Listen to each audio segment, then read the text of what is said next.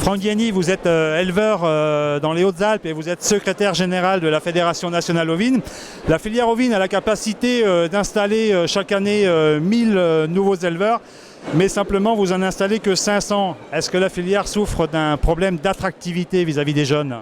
Ah oui, je pense que c'est le moins qu'on puisse dire. C'est bien pour ça qu'on est en train de mettre un programme Reconquête en Vigne qui dit tout dans le titre même. Comment convaincre des jeunes de venir s'intéresser aux moutons et de s'installer dans la production ovine ?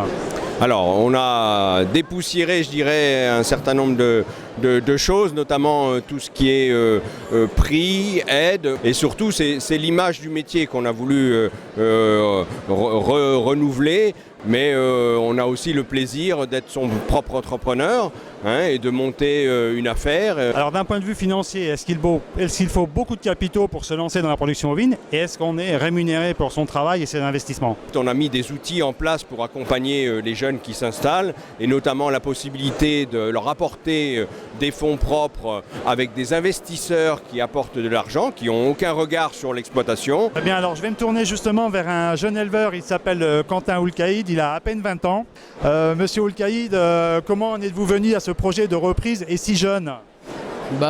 C'est très simple, hein. Ma mère était agricultrice avec mes oncles pendant 10 ans, je suis né à la ferme et c'était de fil en aiguille, j'ai jamais pensé faire autre chose comme métier qu'agriculteur. Alors vous auriez pu vous intéresser à une autre production ou c'était l'ovin ou rien ? On s'est tourné vers l'ovin parce qu'il y avait des investissements, il y a des investissements mais beaucoup moins importants qu'en bovin par rapport à l'achat de capitaux et à l'achat de cheptel. Votre installation, c'est un gros enjeu financier ? Mon installation, c'est un enjeu financier, oui, assez conséquent. Moi, je dis que c'est une petite installation au vu des grosses sociétés qu'on voit aujourd'hui. Techniquement parlant, il y a un défi à relever. La production ovine, c'est techniquement difficile ? Techniquement, oui, c'est un petit animal. Quand il est malade, il faut s'en apercevoir assez rapidement. Après, on est assez pointu, on a des résultats qui sont assez satisfaisants. Bon, il faut toujours progresser, mais c'est intéressant. Un mot sur la pénibilité, c'est pas facile d'être éleveur de bovins, c'est très prenant. C'est pas quelque chose qui vous fait peur ? Non, c'est comme toutes les productions. Moi, je suis agriculteur, c'est plus une passion qu'un métier, on va dire. C'est un métier parce qu'il faut gagner sa vie, mais c'est avant tout une passion.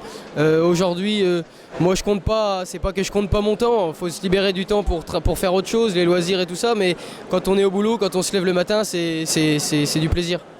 Et d'un point de vue financier, vous pensez que vous allez vivre confortablement, facilement de votre élevage d'ovins ? Oui, en ayant des bons résultats techniques, oui, et en travaillant correctement, on peut sortir des résultats satisfaisants, voire très satisfaisants. Très bien, Monsieur Oulkaïd, je vous remercie beaucoup. Merci à vous.